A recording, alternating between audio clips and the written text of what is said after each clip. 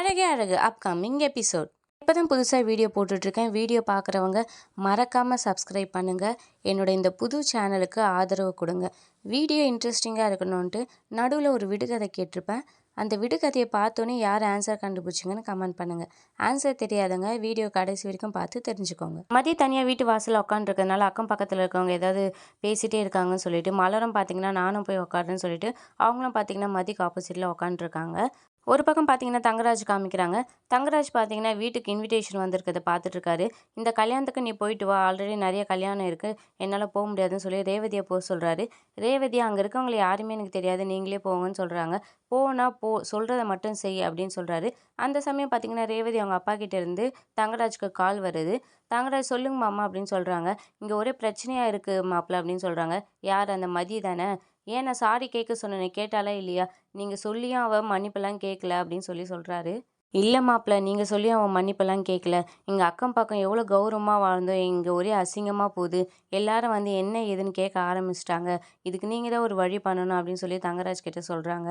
சரி மாமா, இதுக்கு என்ன வழி நான் பார்க்குறேன்னு சொல்லி காலை கட் பண்ணிவிட்டு உடனே ரேவதி கிட்ட கத்த ஆரம்பிச்சிடுறாரு.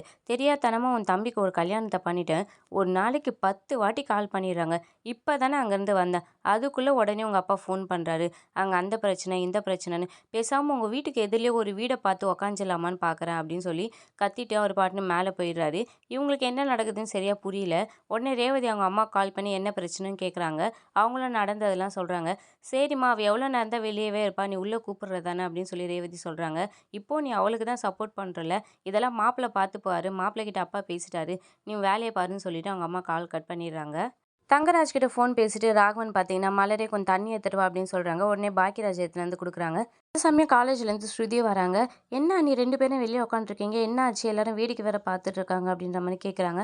அதெல்லாம் ஒன்றும் இல்லை, நீ உள்ளே போ, நீ உள்ளே போன்னு சொல்லிட்டு மலர் பார்த்தீங்கன்னா அவங்கள உள்ளே அனுப்புகிறாங்க. அவங்க உள்ளே போனோன்னே என்ன இவ்வளோ லேட்டாக வர அப்படின்னு அவங்க அம்மா அப்பாவும் கேட்குறாங்க. எப்பவும் வர டைம் தானே வரேன் அப்படின்னு சொல்கிறாங்க. உடனே அவங்க அப்பா கத்த ஆரம்பிச்சிடாரு. வர வர இந்த வீட்டில் யாருக்கும் பயன்றது இல்லை, எல்லாம் அவங்கவுங்க இஷ்டத்துக்கு ஆட ஆரம்பிச்சிட்டாங்க, திமிரெத்து போய் அப்படின்னு சொல்லி கத்துறாரு. என்ன மலர் எங்கே அப்படின்னு கேட்குறாங்க. இல்லை, மலரும் வெளியே உக்காந்துட்டு இருக்கா, மதி தனியாக இருக்கா அப்படின்னு சொல்கிறாங்க. உடனே அவளை உள்ளே கூப்பிடு, ஏற்கனவே நம்ம குடும்பமான போகிறது போதாதா, இல்லை இவளும் போய் உக்காந்துட்டு இருக்காளா, யார் அவளை வெளியே போய் உட்கார சொன்னா, உடனே உள்ளே கூப்பிடுன்னு சொல்லி பாக்கியராஜ் கிட்ட சொல்கிறாரு. பாக்கியராஜ் இல்லை இருக்கட்டும் பா, அவள் மதி தனியாக உட்காந்துருக்கா அப்படின்னு சொல்கிறாங்க. அவள் தான் கொழுப்பு எடுத்து செய்கிறானா, இவளுக்கு எங்கே போச்சு புத்தின்னு சொல்லிட்டு நானே போய் கூப்பிட்றேன்ட்டு ராகவனே போய் கூப்பிடுறாரு. அவள் இப்போ தானே உன்னை அசிங்கப்படுத்துறான், அதுக்குள்ளே நீ போய் அவளுக்காக சப்போர்ட் பண்ணி உக்காண்டிருக்கியா, ஒழுங்கா உள்ளவான்னு சொல்லிட்டு உள்ளே கூப்பிட்டு போயிடுறாங்க. உடனே தங்கராஜ் பார்த்தீங்கன்னா மதியோட அவங்க அப்பா கால் பண்ணுறாரு. உங்கள் பொண்ணு என்னதான் நினச்சிட்டு இருக்கா, ஒரு சாரி கேட்க சொன்னால் அது கூட உங்கள் பொண்ணால் கேட்க முடியாதா, அங்கே அவ்வளோ பிரச்சனை போயிட்டுருக்கு, உங்கள் பொண்ணு மன்னிப்பு கேட்டு அங்கே இருக்கிறதா இருந்தால் இருக்க சொல்லுங்கள், இல்லைனா உங்கள் பொண்ணை கூப்பிட்டு வந்துருங்க அப்படின்ற மாதிரி சொல்கிறாங்க. உடனே அவங்க அப்பா டென்ஷன் ஆகுறாங்க. அவங்க அம்மா நீங்கள் டென்ஷன் ஆகாதீங்க, அங்கே என்ன ஆச்சுன்னு தெரியாமல் நம்ம போய் அவளை மட்டும் திட்டிட்டு வரோம், நீங்கள் அவளை இங்கே கூப்பிட்டு வாங்க, ஒரு 2 3 நாள் அவங்க இருக்கட்டும், அதுக்கப்புறம் நம்ம பேசிக்கலாம் அப்படின்னு சொல்கிறாங்க. அவங்க அப்பா சரி நான் போய் கூப்பிட்டு வரேன், நான் போய் என்னன்னு முதல்ல பார்க்குறேன் அப்படின்னு சொல்லிட்டு கிளம்புறாரு. விடுகதை. குண்டு சட்டியில் குதிரை ஓட்டுறான், அவன் யார்? வேலையை முடிச்சுட்டு பார்த்தீங்கன்னா சுரேஷ் வீட்டுக்கு வந்திருப்பாங்க. மதியம் அங்கே உட்காந்துருக்கதை பார்த்துட்டு நீ இன்னும் இங்கே தான் உட்காந்துருக்கியான்னு உன்னை எப்போ போக சொன்னேன், எல்லாரும் வேடிக்கை பார்க்கணுன்ட்டு வேணுன்ட்டே பண்ணிட்டு இருக்கியான்னு சொல்லி மதியை திட்டிகிட்டு இருப்பாரு. அவங்க அம்மா உடனே நீ உள்ளே வாடா அப்படின்னு சொல்லிட்டு சுரேஷை உள்ளே கூப்பிட்டு போயிடுவாங்க. உள்ளே போனோடனே அவங்க அப்பா இவளால் இன்னும் என்னென்னலாம் அசிங்கப்பட வேண்டியது இருக்குன்னு தெரியல அப்படின்னு சொல்கிறாங்க. அக்கம் பக்கத்தில் இருக்கவங்களாம் வந்து கொல்லப்புறமாக வந்து நம்மளை விசாரிச்சுட்டு போகிறாங்க, ரொம்ப அசிங்கமாக இருக்குது, கேவலமாக இருக்குது அப்படின்ற மாதிரி சொல்கிறாங்க. உடனே பாக்கியராஜ் பார்த்தீங்கன்னா சுரேஷ் கிட்ட, சுரேஷ் எல்லாம் ரொம்ப தப்பாக போகுதுடா, நீ முதல்ல அவளை உள்ளே கூப்பிடு அப்படின்னு சொல்கிறாங்க. உடனே அவங்க அம்மா பார்த்தீங்கன்னா நானே போய் கூட அவகிட்ட சாரி சொல்லி சொன்னேன், நீ மன்னிப்பு கேட்டுட்டு உள்ளே வான்னு சொன்னேன், அப்போவும் அவள் இருமாப்பு பிடிச்சவ, என்னால் அதெல்லாம் கேட்க முடியாது, உங்கள் வேலையை பாருங்கள் அப்படின்னு சொல்லிட்டாடா அப்படின்னு சொல்லி சுரேஷ் கிட்ட சொல்கிறாங்க. பாக்கியராஜ் எவ்வளோ சுரேஷ் கிட்ட சொல்கிறாங்க மதியம் உள்ளே கூப்பிட சொல்லி.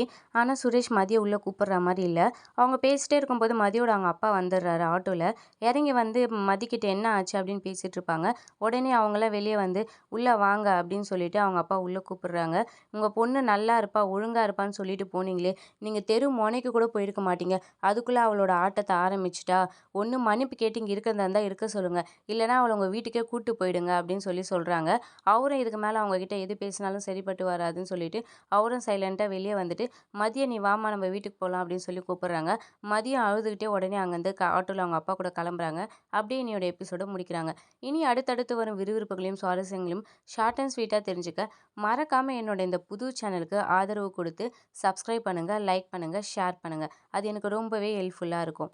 விடுகதையின் விடை: கரண்டி.